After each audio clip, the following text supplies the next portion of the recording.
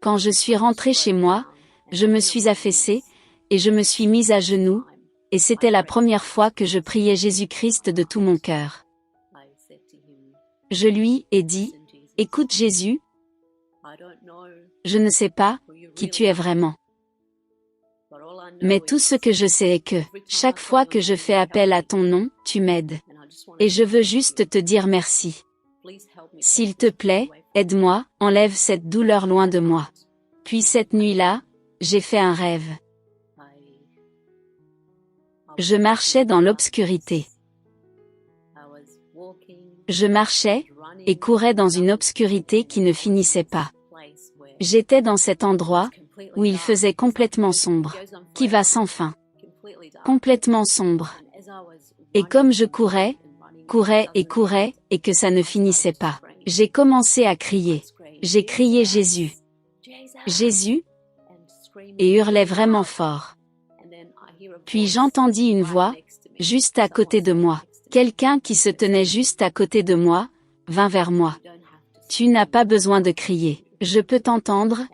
Et quand je me suis retournée, il y avait Jésus-Christ, se tenant juste à côté de moi. Quand je l'ai regardé, il était. Quand tu es devant lui, quand tu es en sa présence, cette autorité majestueuse qu'il a, je ne peux pas l'expliquer avec des mots. Il y avait cette autorité, cette majesté, cette puissance, se tenant à côté de moi. Il me regarda, et il me dit, « Nul besoin de crier, même si tu m'appelles dans ton cœur, je serai là. » Et il prit ma main, et me fit sortir de cette obscurité. Il m'emmena dans cet endroit, où je ne peux pas expliquer, ce que cela fait d'être dans cet endroit. Il y avait juste des lumières merveilleuses, au point que je devais couvrir les yeux, et mettre ma main sur mon visage. Je ne pouvais rien voir de la luminosité. Et quand je me suis réveillée, j'étais dans un état d'admiration. J'étais complètement choquée. Il y a ces belles choses, quand vous voyez Jésus-Christ. Il y a cet amour merveilleux que vous ressentez sortir de lui, vous savez qu'il vous aime. C'est comme s'il te disait que je t'aime. Vous le sentez juste, et en même temps, c'est si puissant.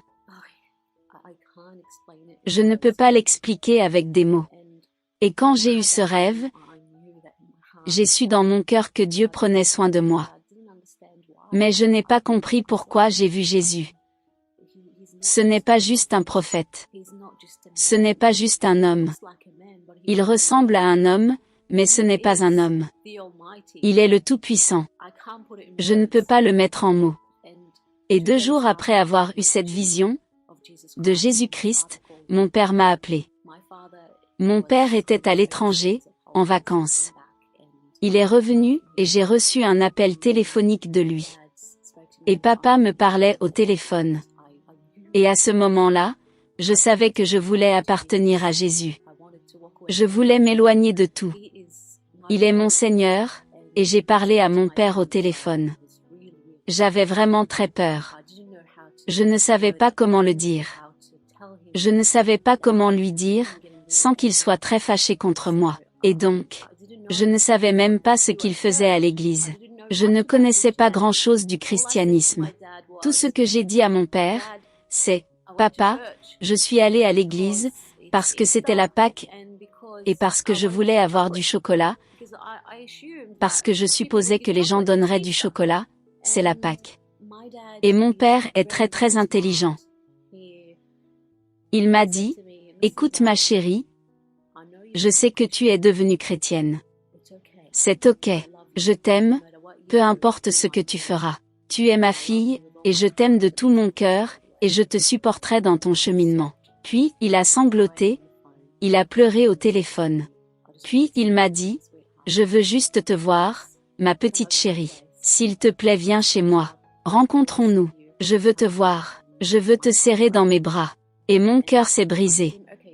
Et je lui ai dit, « D'accord papa, je viendrai te voir bientôt. » En raccrochant le téléphone avec mon père, j'ai senti une main puissante, un être puissant qui essayait de m'empêcher de partir. C'était comme une main sur ma poitrine qui me disait, « Stop, ne va pas. » Et je ne savais pas si cela venait de Dieu, ou si c'était autre chose. Je ne savais pas ce que c'était. Mais c'était si puissant, c'est comme si quelqu'un me disait n'y va pas, et je me suis mise à genoux, et j'ai pleuré. Je lui ai dit, Jésus, j'invoque ton nom. S'il te plaît dis-moi, est-ce de toi? Es-tu en train de me dire de ne pas y aller? Es-tu en train de m'avertir? Ou est-ce juste mes propres pensées, ou est-ce autre chose? S'il te plaît dis-moi. Cette nuit-là, j'ai fait un rêve. J'ai vu les funérailles de ma mère. J'ai vu que ma mère allait mourir. Puis j'ai vu mon père qui payait quelqu'un pour venir me décapiter. Quand je me suis réveillée le lendemain matin, je pensais que j'étais juste en train d'halluciner.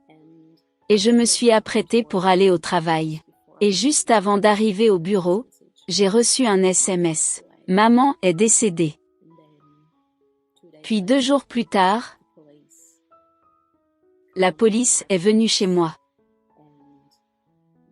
Et ils voulaient m'amener au poste de police. Ils m'ont dit, il y a des allégations de meurtre. Votre père a peut-être payé quelqu'un pour vous décapiter. Vous devez venir maintenant. Alors ils m'ont amené au poste de police, et là ils m'ont montré des déclarations, sur la façon dont mon père avait prévu de me tuer, et cela correspondait exactement à mon rêve. Cela m'a heurté.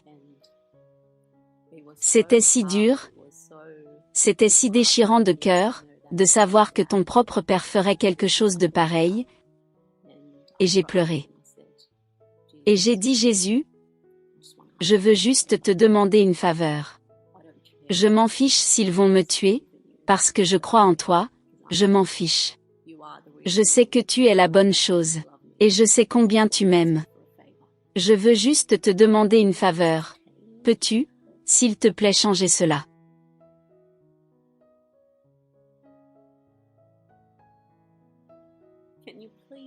Peux-tu s'il te plaît changer cela?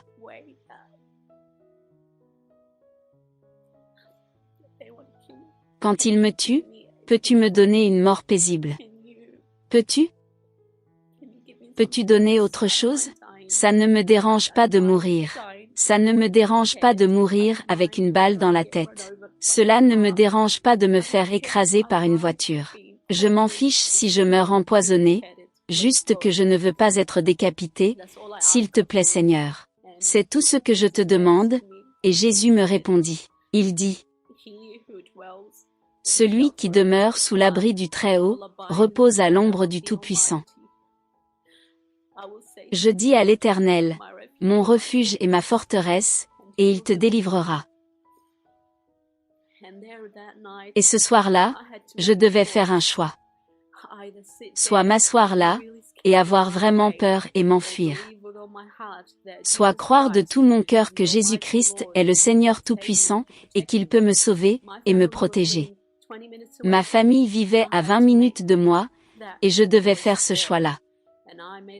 Et j'ai pris la décision que je vais rester où je suis. Je n'allais pas avoir peur d'eux. Je n'allais pas craindre la mort, parce que Jésus a dit, je vais te protéger. Et il l'a fait. Les mois se sont écoulés et voici, personne n'a jamais osé s'approcher de moi. Et voici une chose avec laquelle je me débattais depuis si longtemps. C'était la crucifixion de Jésus-Christ. Cela avait toujours été une absurdité pour moi. Comment Dieu pourrait-il mourir pour toi? Dieu ne meurt pas. Comment pourrait-il mourir pour toi? Et c'est là, à ce moment, lorsque Dieu me montrait comment mon propre père payait quelqu'un pour me tuer, alors j'ai cru que Jésus est vraiment mort pour moi. Est-ce que mon vrai père est mort pour moi? N'est-il pas celui qui essaie de me tuer? Je ne peux pas remercier Dieu assez pour tout ce qu'il a fait pour moi. Absolument, je ne peux pas absolument. Peu importe ce que je fais, je ne peux pas le remercier assez pour ce qu'il a fait. Il m'a appris quelque chose. Il m'a appris à lui faire confiance. Et si vous faites vraiment vraiment confiance à Dieu, vous lui faites plaisir. Et peu importe qui vous êtes. Peu importe d'où vous venez. Peu importe à quel point vous avez fait du mal dans le passé. Au moment où vous invoquez Jésus-Christ, il est là. Il ne se soucie pas de combien de péchés vous avez commis, ou à quel point vous êtes mauvais, ou quel genre de personne vous êtes. Au moment où vous vous tournez vers lui, et dites Jésus, viens à mon secours, il est fidèle, et il vous aidera. Je prie que Dieu vous bénisse tous et je prie que chacun d'entre vous fasse l'expérience de l'amour du Dieu vivant, car c'est la meilleure chose qui soit. Que Dieu vous bénisse tous.